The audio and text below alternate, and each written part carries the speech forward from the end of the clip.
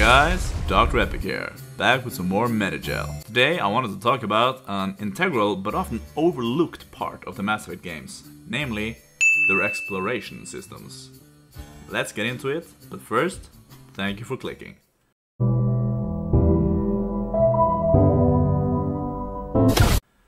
First up, what do I mean with exploration systems? Well, I'm referring to the modes in Mass Effect where you're left to explore the universe around you, not the linear combat missions or the peaceful hub worlds. I refer exclusively to the times where you explore the cosmic worlds. Pretty much an optional part of the game, but still a part of the game that many, myself included, feel to be essential to the Mass Effect experience. First game up for analysis is Mass Effect 1. Opinion alert, I will as always try to point out objective elements where I can, but be wary that my subjective opinion will color this innately subjective game experience. The elements that I will measure in this review are replayability. Is this something you only find cool the first playthrough and then you hate it afterwards? Impact on the main story. Is it necessary and does it enhance the core experience? Traversal mechanics. How fun is it to traverse between these worlds? Now, in Mass Effect 1 you can completely optionally explore random planets in random solar systems all across the galaxy. You fly from cluster to cluster using the mass relays and FTL travel between the systems. Every once in a while, pretty often in my experience, you find a planet that you can land on. And if you do, you will be dropped down on the planet's surface in the Mako, a land-bound traversal vehicle that you can exit if the environment is safe and level. Very important.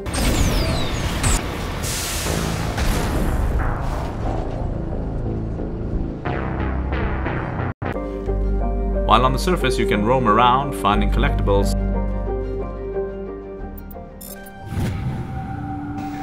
Wow.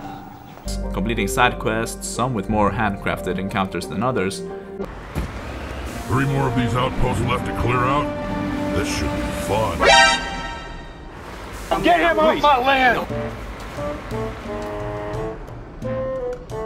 What are you doing? What are you doing? Huh? Me? Just hanging around.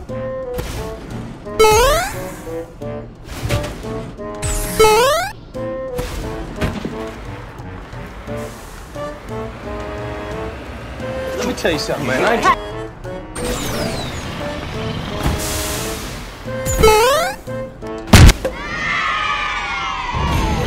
Your work is appreciated. Well done. Fighting Geth, slavers, and the occasional random space monster. Each planet looks different with varying textures and skyboxes and encounters. My favorite world is either the one where you can find the Rachni, the one with the nuke in the cave, because that took me by surprise, and the first time I somehow ended up blowing up the entire planet,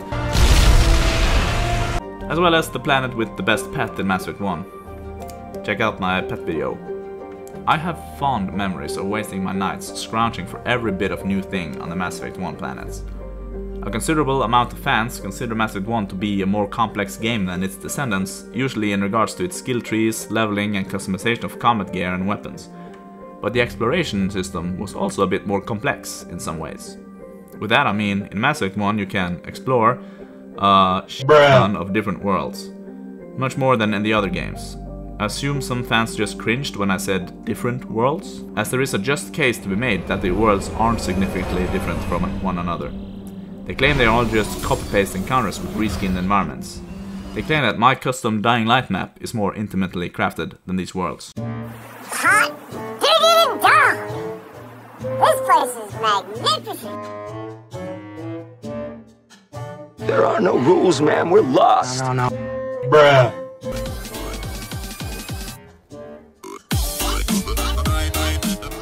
So, guys. Bruh.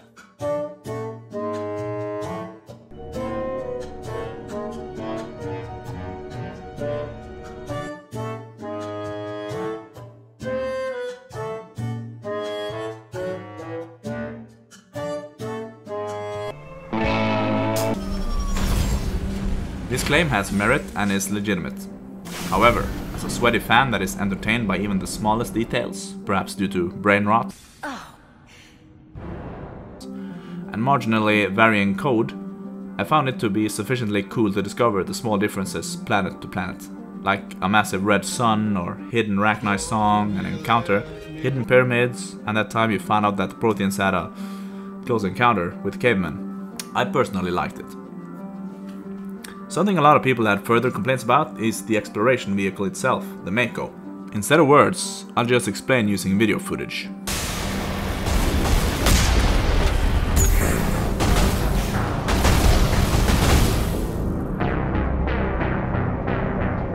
It has the mass of a potato.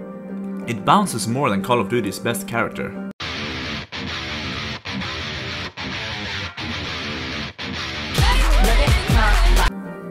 This to me gives it a lot of charm, even though some unfair game-breaking moments. And to be fair, you just can't stop the Mako's climbing abilities. It really should be named the Mountain Goat. Speaking of its name, why it's named after a fish is quite interesting. I will always have a special place in my heart for the Mako and its way overpowered guns. As you can see, Mass Effect 1 exploration has a lot of depth to its gameplay. Even though exploration is always innately more entertaining the first time, the fact that there is so much to explore in Mass Effect 1 makes replays at least somewhat entertaining, because a lot of us wouldn't find all these Easter eggs and nuggets on the first playthrough. Not only gear and minerals, but also small or bigger storytelling moments, especially in tandem with some bigger side quests. This makes it thoroughly fun with good replayability. 9 out of 10. Wow. As for the impact on the core game, Mass Effect 1 is, like I said, a very customizable game with a lot of depth, relying on you to acquire XP for skills, credits, equipment, armor, grenades, weapons, and a lot of mods for all of these things.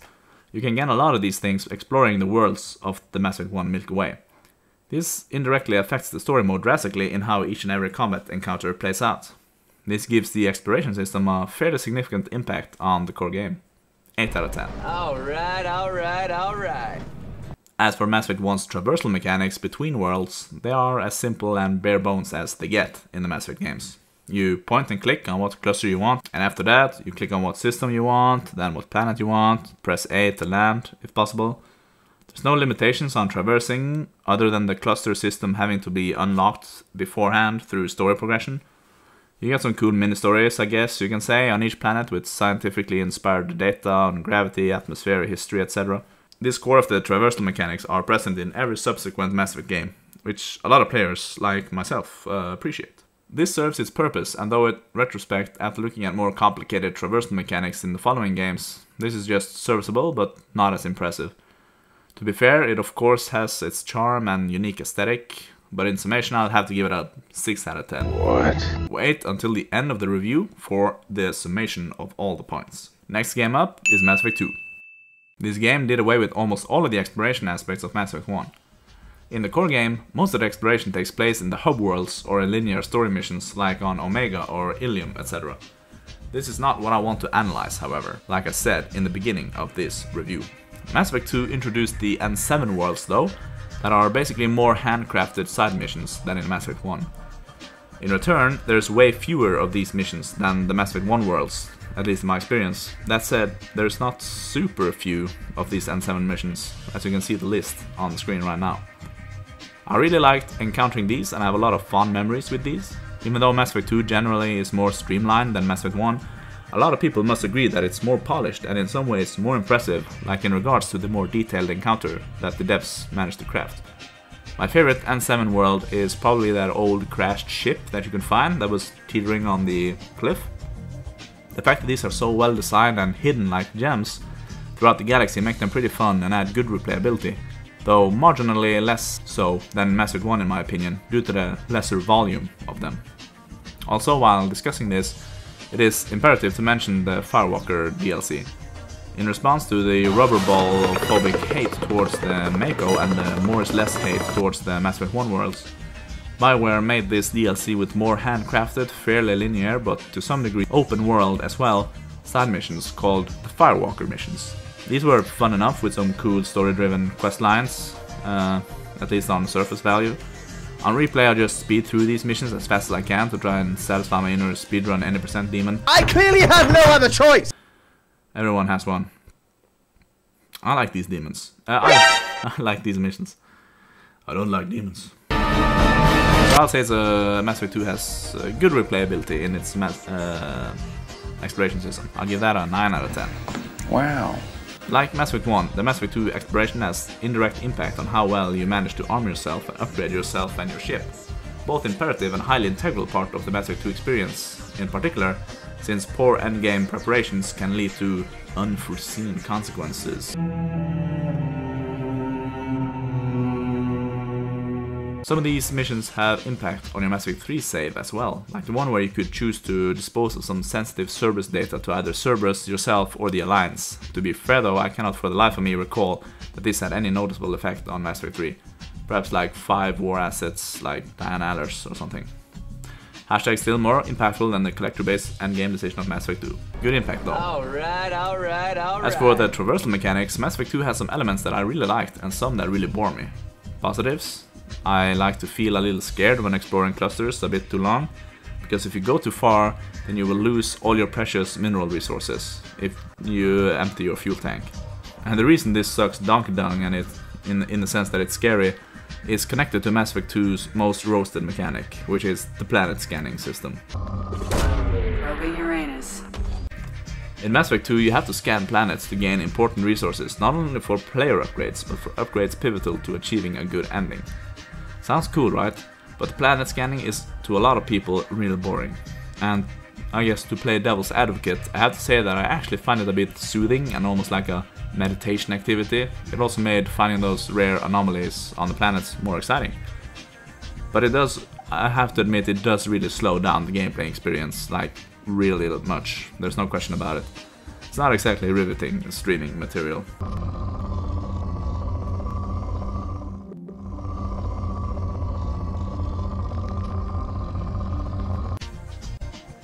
But I don't stream, so, you know, I don't care about that. This gives it some minus points, of course, in combination with plus points gained by the tension connected to potentially losing these hard-earned minerals. So I'll give the traversal mechanics in Mass Effect 2 a 7 out of 10. Next up is Mass Effect 3. This is perhaps the most bare-bones game when it comes to exploration systems. You get some few N7 missions that are utilized as multiplayer maps. Side note, I think the story connection between these missions and the multiplayer maps is fairly cool, with the multiplayer squad having to hold the locations that Shepard initially secured, mostly. The N7 missions are fairly diverse gameplay and setting-wise, making them fun to play through. They play really well, probably due to them being rigorously tested by the devs in order to make Mass Effect's first multiplayer maps be fun and less prone to criticism. It's good replayability, especially since you have a purpose for being there, often looking for war assets that directly affect the Mass Effect 3 endgame outcome. So I'll give it a 8 out of 10 on replayability. It also has good impact on the core story for the aforementioned reasons. 9 out of 10. Wow. As for the traversal mechanics, they streamline the planet scanning. No longer need for grinding minerals, but a need for scanning for war assets. And war assets are far easier to find though, much like the Mass Effect 2 anomalies. This makes it faster and less boring. I thought it was fun enough and not particularly draining. You can also scan from orbit without having to land and select the planet, which is very nice streamlining in and of itself. In addition, in Mass Effect 3 you have the Reaper chase scenes. You can scan individual planets or you can do a massive solar system-wide scan pulse. This attracts Reaper attention, however. Get him off my land! Let me tell you something, man. If they catch you, you wait for it.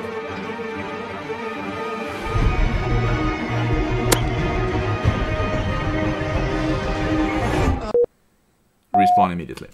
Not very dangerous or scary in regards to that, but with that perspective. But you have to admit that your pulse heightens at least a little bit when they close in on you.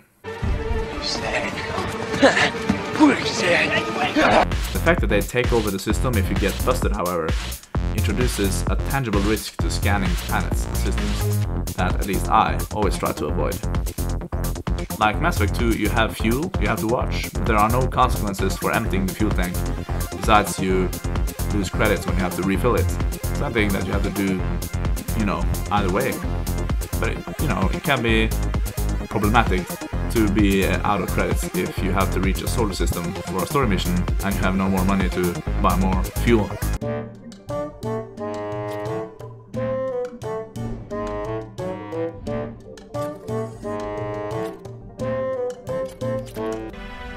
fought as a united galaxy, but it wasn't enough.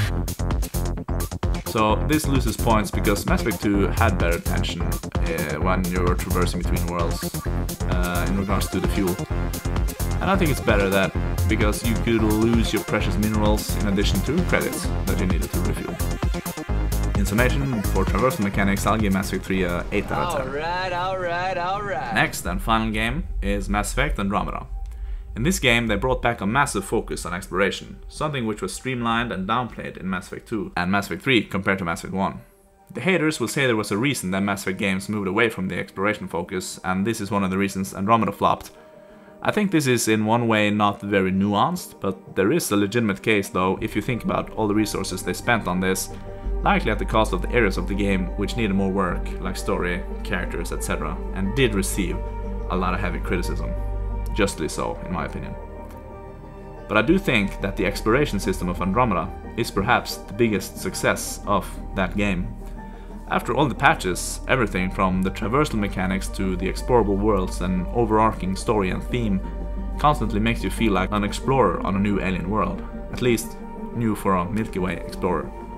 This is without a question what they did best in that game. I've said it before, but I remember really feeling like Matthew McConaughey in Interstellar before he visited the library, that is. Fairly deep worlds give good replayability, a lot to explore, with a lot of fairly handcrafted encounters. The entertaining Andromeda combat mechanics give more fun to it as well. Some things can become a bit repetitive, like activating the vaults. Exploring the Golden Worlds is intimately intertwined with the Andromeda main story, gaining viability for the Helios cluster on each planet. This is fun enough, but the overall lower stakes of Andromeda compared to previous games makes it a little less engaging, naturally. Therefore, a little less fun, to be fair. I really liked using the Nomad. I found it soothing and intriguing, like meditation, like I said before. It has no guns and mind-bending physics like the Mako, but I honestly, in totality, like the Nomad better.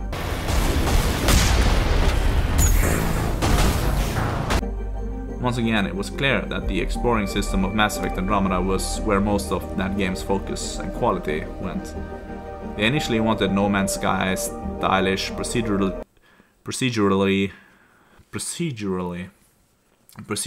generated worlds apparently, but ended up narrowing it down to 7 handcrafted explorable planets instead. I really enjoyed finding random silent storytelling moments, like you say, like the Dune Worm on Eladon or the Whale Thing on Vold, as well as the side quests like the Murder on Eos and Ancient AI on Vold. All these things is what make me wish for an Andromeda sequel, but that's another topic. I'll say Andromeda's exploration is fun and replayable, and I'll give this element a 9 out of 10. Wow. As for the impact on the story, it's clearly linked intimately with its themes and also to the story, at times story progression being directly tied to exploring and activating a vault. Some side quests impact the outcome of the final mission, like the quest where you can interact with the Cat's second-in-command, the Primus. So I'll give the story link 9 out of 10. Wow. As for the traversal mechanics, I really like using the Nomad and actually never tire of it. I love to gear it up and down and use its many features, and the fact it keeps me safe from Helios' many environmental hazards and perils. It makes you feel like you're on a strange, new, harsh and inhospitable world. Between solar systems you have to FTL jump like the mass relay jumps in the OG trilogy. In Andromeda there are no mass relays to our knowledge, likely due to no Reaper presence. So the space traversal largely is between planets and celestial bodies with a single star system. It's visually striking and pleasing in my opinion, and now that you can skip the planet-to-planet transition, it's gotten more streamlined and less frustrating. The view is there if you want it. If you don't want it, you can skip it. The scanning is also smoother. So I have to give the traversal mechanics a 9 out of 10. Wow. So which Mass Effect game, in my opinion, has the best exploration system? Well, Mass Effect 1 total score is 8 points. Mass Effect 2 total score is 8 points. Mass Effect 3 total score is 8.3 points, while Andromeda ends up with a total 9 points. Congratulations, Andromeda. You finally come out on top in one of my rankings. Well earned, I must say. Well fought, well fought. What about you guys though? Do you agree or disagree with my ranking of Mass Effect's exploration systems? How do you want the exploration system of the Mass Effect 4 game to look like? Do you want it completely gone, innovated, or reinvented completely? You can let me have it in the comments below if you want, or hit me up on the extranet. And remember, like if cool, dislike if cringe.